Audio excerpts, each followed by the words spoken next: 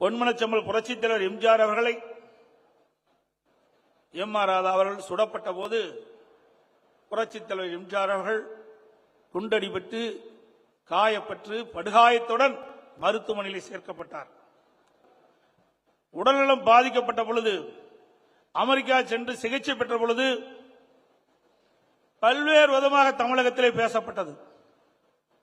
அதையெல்லாம் முறியடித்து அமெரிக்காவிலே அற்புதமான சிகிச்சை பொன்மனச்செம்மல் புரட்சித் தலைவருக்கு வழங்கி பூர்ண குணமாக்கி மீண்டும் முழுமையான பொன்மனச்செம்மல் அவர்களை தமிழ்நாட்டுக்கு அழைத்து வந்த பெருமை நம்முடைய ஜானகி அம்மாவை சாரும்.